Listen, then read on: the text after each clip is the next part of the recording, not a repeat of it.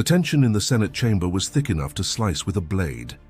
Senator Victoria Langston, tall, poised, and unmistakably amused, raised her voice with the kind of theatrical precision that demanded attention. "And once again," she said, her voice laced with sarcasm, "we're treated to the folksy wisdom of Senator Kennedy. I do hope your stories come with subtitles next time." Laughter rippled across the chamber, some polite, others outright scornful. John Neely Kennedy didn't flinch. Seated at his desk, hands folded neatly, his expression was unreadable. That quiet confidence born from years of courtroom battles and political scuffles never left his eyes. Langston continued, her tone biting. "It's 2025, not 1925. Maybe it's time we stop confusing charm for substance." Kennedy smiled faintly, the corners of his mouth twitching as if recalling an old joke. His reply was simple. "And maybe it's time we stop confusing slick talk for truth." Before we dive into the political clash that left the nation stunned, don't forget to hit that subscribe button for more gripping, true political stories like this one. John Neely Kennedy was no stranger to mockery. His southern drawl, his metaphors that sounded like they were borrowed from a Mark Twain novel, and his refusal to play the usual political games made him both a curiosity and a threat in Washington. Beneath the surface, however, was a mind as sharp as a razor and a memory that retained every footnote, clause, and contradiction like a steel trap. Born and raised in Louisiana, Kennedy had cut his teeth not just in law but in understanding people. What made them move, lie, fight, and vote. He'd been underestimated his whole life, and he had learned to make that his greatest weapon. Victoria Langston was everything Kennedy wasn't: urban, elite, impeccably connected. A senator from New York, she held sway with media moguls and tech giants and wielded her power with icy precision. Her latest move? Introducing a sweeping education reform bill titled Tomorrow's Schools Act. It was framed as a forward-thinking policy to modernize classrooms, boost student performance, and bring cutting-edge technology to underserved districts. But Kennedy had seen enough sleight of hand in politics to know that what glittered often concealed rot. He flipped through the hundreds of pages, his pen tapping against one section repeatedly. There were subtle insertions, language that gave unusual discretionary power to one unnamed contractor, terms that deviated from standard federal protocols. He didn't have all the proof yet, but his gut, seasoned by decades of dealing with bureaucratic half-truths, told him something was off. In the committee meeting prior to the vote, he raised the issue gently, asking for clarity. Langston's response was dismissive. "If you're confused by the legal structure, Senator, I'd be happy to explain it to you after class." More laughter. This time, Kennedy didn't respond. He simply nodded, tucked the document under his arm, and walked out. That night in his office, he called in his chief of staff, Daniel Price. A whip-smart analyst with a background in digital forensics, Daniel had been with Kennedy for 5 years. "I want every name tied to this bill," Kennedy said. "Every sponsor, every subcontract." "Every dollar." Daniel raised an eyebrow. "You think she's hiding something?" Kennedy leaned back in his chair, staring at the Capitol through the window. "I don't think. I know." As the city lights blinked outside, Kennedy's office remained lit deep into the night. Somewhere in that stack of polished legislation was a lie, and he intended to find it.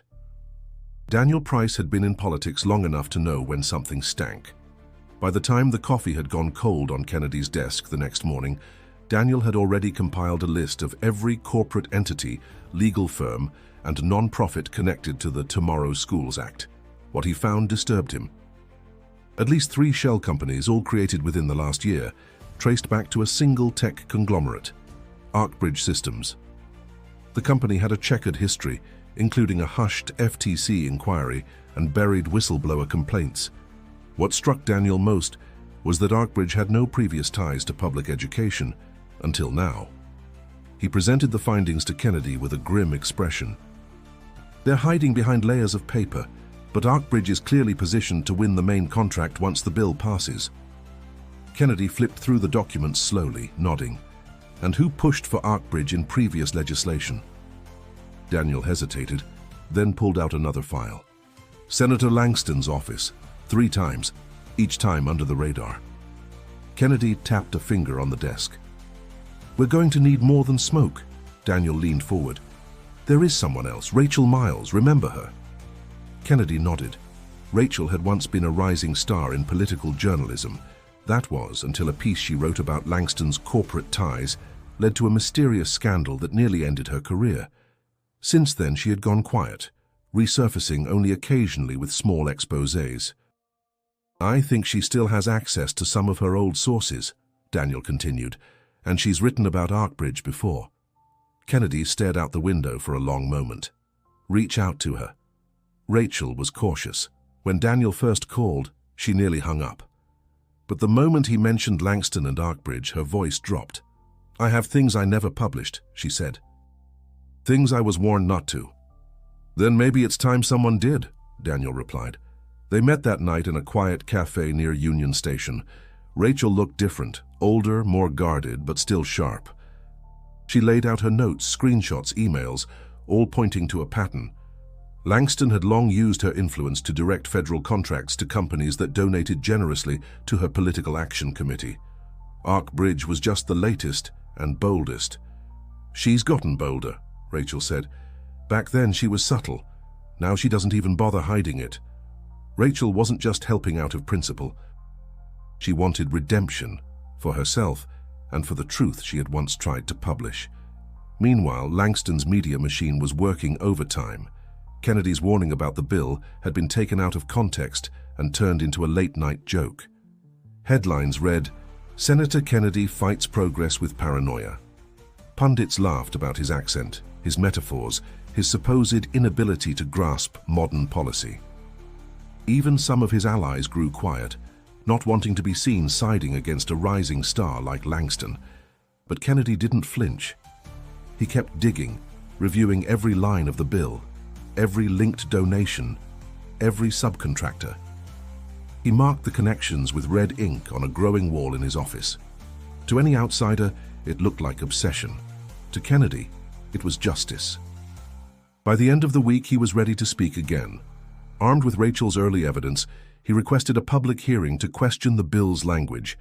It would be risky. He didn't have the full picture yet. But letting the bill pass unchallenged wasn't an option.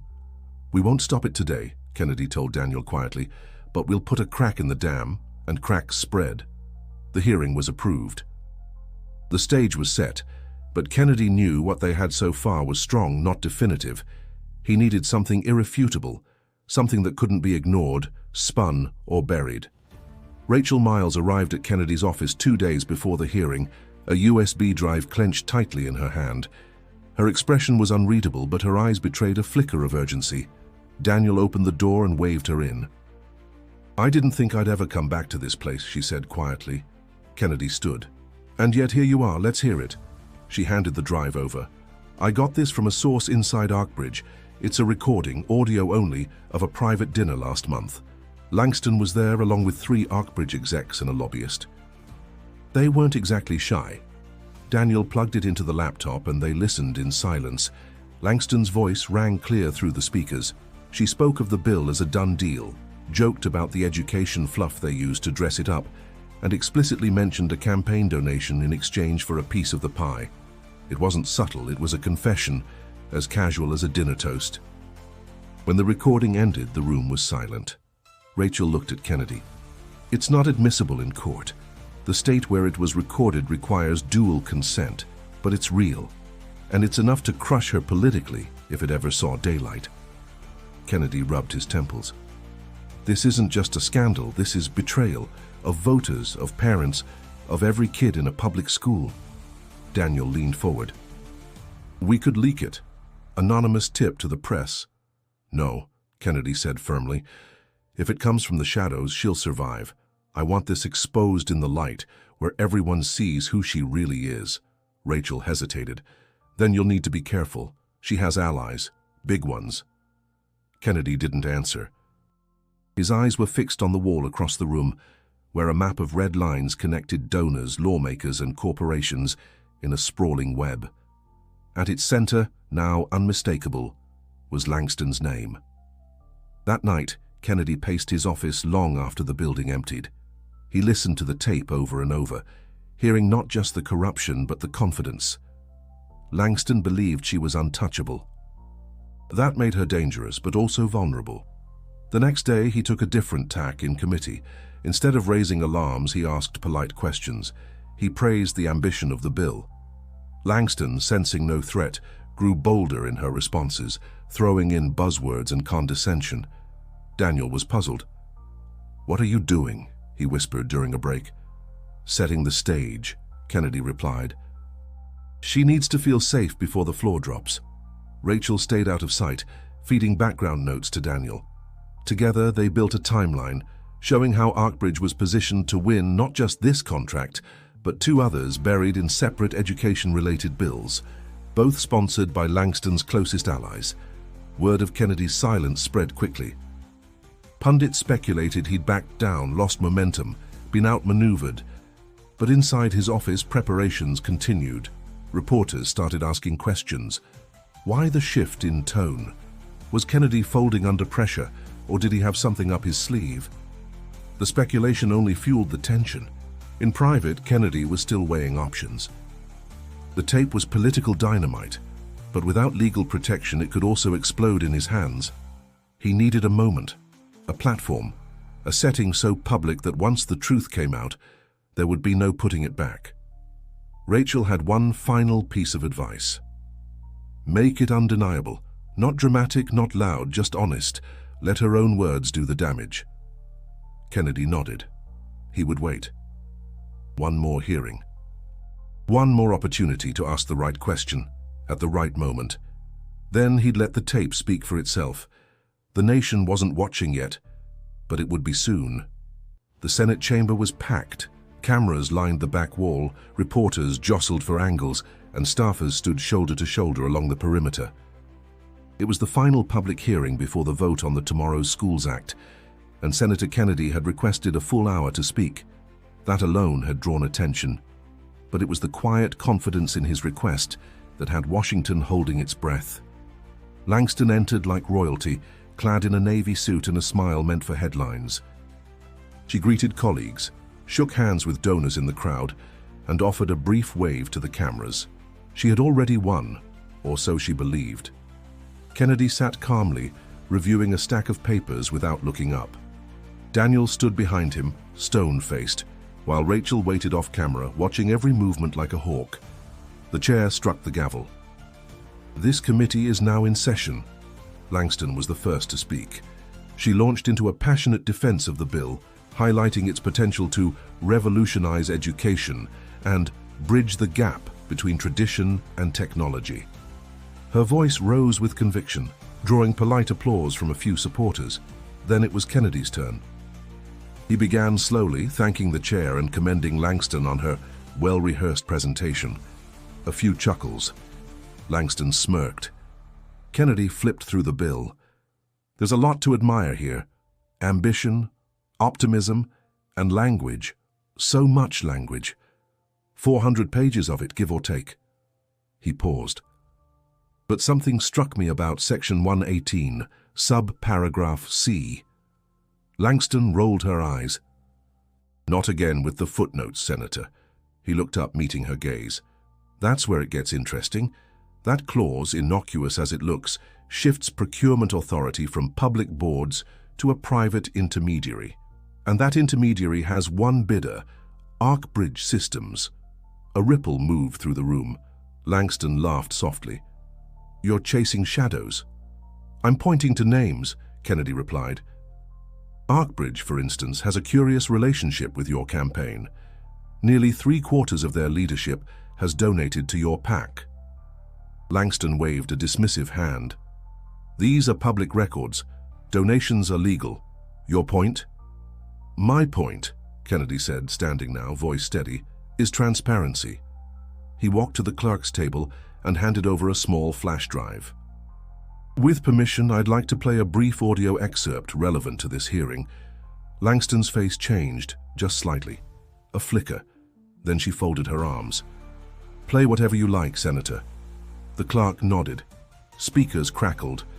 Then her voice, clear, casual, unmistakable. Langston, at a private dinner, chuckling about hiding financial intent behind feel-good education language, mentioning campaign contributions in the same breath as contract allocations, mocking voters, naming Arkbridge, calling the committee gullible enough to rubber stamp anything wrapped in kid-friendly paper. The room fell into a stunned silence. Senators exchanged glances. A few turned pale. Reporters scrambled to verify the recording. Langston didn't move. When the audio ended, Kennedy stepped back. "No commentary needed," he said. "You heard it yourselves." Langston tried to speak, but the chair silenced her. "Senator, you'll have your time." But it was already too late. Phones buzzed, screens lit up. The clip had hit social media in seconds. Hashtags spread like wildfire. Public reaction exploded across networks. Shock, betrayal, outrage. Langston's staff huddled in the corner, whispering furiously. One aide slipped out the side door. The hearing ended abruptly. The chair announced a review. Cameras followed Langston as she exited swiftly, avoiding questions. Kennedy remained seated, quiet, unmoved. Daniel leaned in. "That was it," Kennedy nodded. "Now the real work begins." He didn't smile. There was nothing satisfying about exposing rot, only necessary. And as the chamber emptied, the air thick with stunned silence, one thing was clear. The tide had turned. Victoria Langston did not return to the Senate the next day. By morning, her office issued a vague statement citing a coordinated smear campaign by political adversaries. But no one was buying it. Headlines screamed corruption. Major donors pulled back within hours. Public approval ratings nosedived. The Ethics Committee announced a formal investigation before noon. In the days that followed, Rachel Miles's name returned to the bylines. This time not in disgrace, but in triumph. Her full report on Arkbridge, the audio leak, and Langston's political machinery dominated the national conversation. She spoke on primetime interviews with calm clarity, refusing to gloat. The truth, she said, had simply been buried for too long. For Daniel Price, the storm had only just begun. Requests flooded in, from think tanks, news outlets, even political parties, offering him opportunities far beyond a chief of staff's scope. But he stayed where he was. "We haven't finished the job," he told Kennedy, "and I'd rather help fix the roof than polish someone else's door." As for Senator John Neely Kennedy, he never held a press conference. He didn't gloat. He didn't tweet. Instead, he stood in the Senate chamber 3 days later, after the bill was pulled from the docket, and gave a short, quiet speech. "No law is above scrutiny," he began, "and no politician is above accountability. We were elected to serve, not to sell.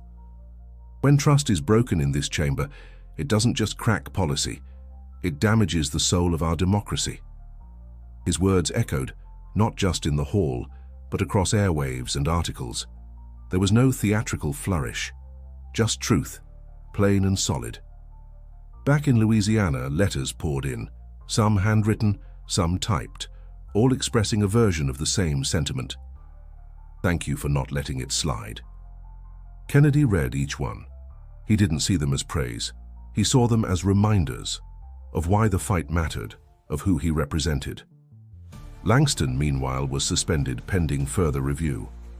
Arkbridge Systems denied wrongdoing, but 3 board members resigned within a week. A separate investigation opened into 2 other senators named in Rachel's report. Change, slow as it might be, had begun. If that moment of justice gave you chills, make sure you subscribe for more stories of truth triumphing over power. But this story wasn't just about a scandal or a tape or a senator's downfall.